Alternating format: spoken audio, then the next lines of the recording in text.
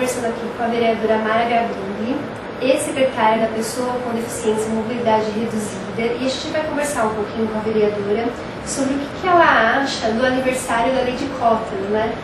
Quanto que a lei já evoluiu? A lei esse ano completou 18 anos em junho, isso? De existência. Ela foi criada com a intenção de criar mecanismos que incentivassem a inclusão de pessoas com deficiência no mercado de trabalho. A vereadora acha que atingiu, não atingiu, está caminhando? Como é que está essa questão da lei? Nossa, não daria para alguém dizer que não atingiu. Não atingiu o quê, né? Porque a gente pega em 2001, tinha uma média de 100 pessoas com deficiência trabalhando com carteira assinada. Poxa, hoje, 2009, a gente já tem em torno de 110 mil. Sendo que o estado de São Paulo hoje é o campeão de empregabilidade no Brasil inteiro. E assim, eu pude assistir uma boa parte dessa evolução, que eu já observava essa questão e posso te afirmar que eu acho que assim, a maior alavanca de inclusão que poderia ter acontecido no Brasil. Porque hoje, o que ela fez? Todas as pessoas com deficiência que trabalham, a gente produziu, criou um nicho de mercado consumidor. Então, se alguém vai fazer acessibilidade no estabelecimento, acho que não é só porque tem responsabilidade social, porque acha que vai fazer uma boa ação, é bacana. Não. Abrindo a porta do estabelecimento para o nicho de mercado que consome. E, assim, e que há muito tempo já deixou de ser um nicho que diga respeito à minoria. Pelo contrário, é um contingente enorme de pessoas que a cada dia, por causa da lei de cota, teve um incremento econômico. Isso muda todo o dinamismo da família, do comércio, enfim. Uma alavanca poderosa de inclusão. Então, como é que fica essa questão? O que a senhora diz para essas pessoas que estão nessa divisa, né, entre as pessoas que são obrigadas pela lei de cota, têm o CID, e aquelas que têm algum tipo de deficiência, mas o médico do trabalho não está classificando, então fica saindo de lá sem ter esse laudo? Até se comentou no princípio, né, aquelas empresas que querem só cumprir a cota. Eu não acho, sabia? Porque assim, ela tem que cumprir a cota. E a qualidade do cumprimento dessa cota pode ser feita de várias formas. Ela pode fazer uma real inclusão dentro da empresa a partir do momento que ela acredita que essa diversidade humana vai melhorar a performance da empresa. E aquelas que já detectaram isso, incluem mesmo. Agora, ela tem uma multa para pagar caso ela não inclua. A empresa tem dificuldade em achar essas pessoas, porque essas pessoas ficaram esquecidas durante anos, elas foram excluídas. Então, assim, as pessoas capacitáveis estão acabando já, virou mercadoria rara no mercado de trabalho, e aquelas que ainda estão por vir, tem um problema maior ainda, que é a formação. Como é que você vai capacitar alguém em informática que nunca aprendeu português ou matemática? Então, assim, elas não passaram pela escola. Só 22% das pessoas com deficiência chegam no ensino médio. Então, as empresas têm a dificuldade real, é um fato, e se elas tiverem que optar por uma pessoa que tenha um CID, que faça parte da lei de cotas, elas vão optar. Eu acho que é razoável.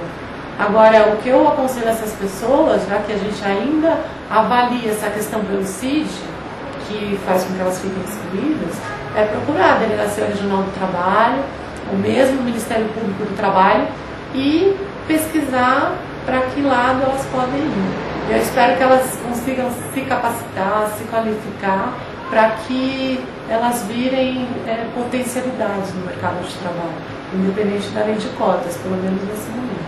A vereadora colocou uma questão importante, né? Que hoje a pessoa com deficiência que tem uma qualificação, ela virou disputa de mercado, né? Então, se eu quero cumprir, se eu posso pegar, escolher entre um qualificado e um qualificado, o processo é o mesmo que o processo geral.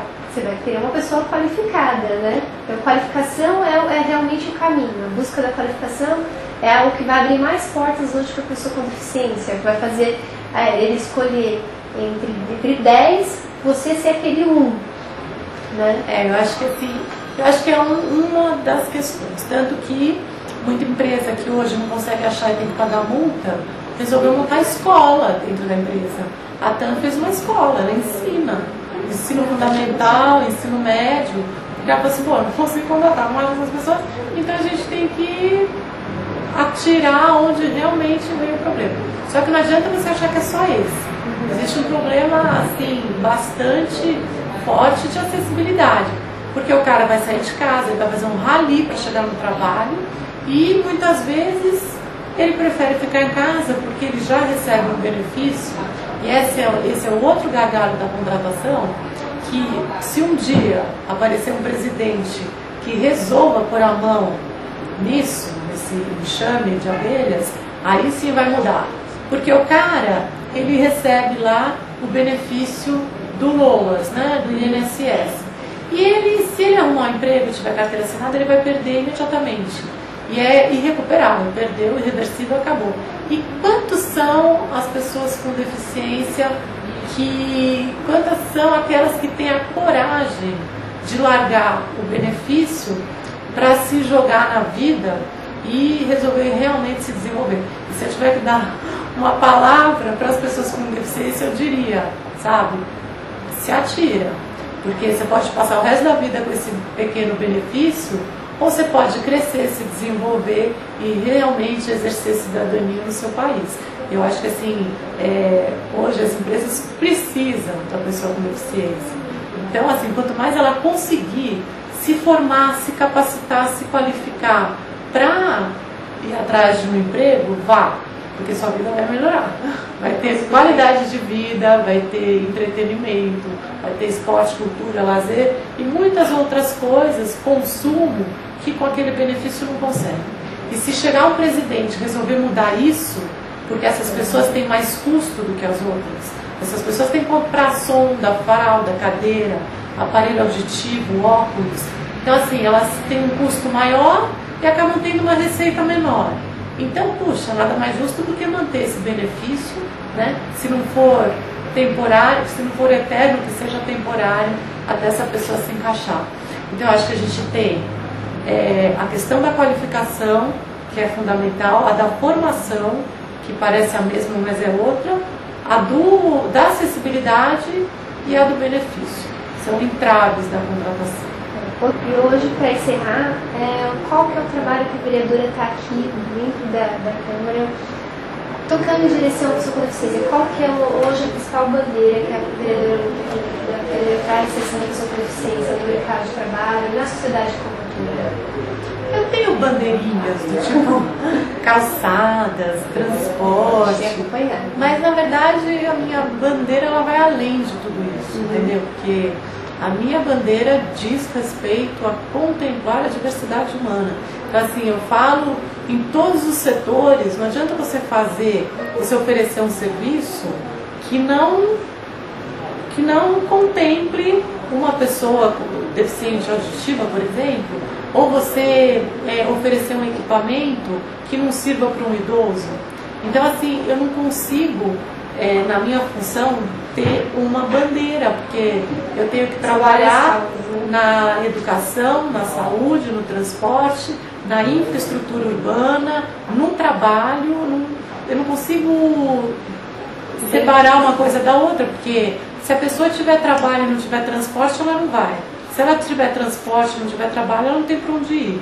Então, assim, são todas questões totalmente imbricadas que, se você não trabalhar todas concomitantemente, de forma holística, você não consegue mudar o cenário. Então, assim, a minha bandeira é pessoa com deficiência. Essa é a minha bandeira. E hoje...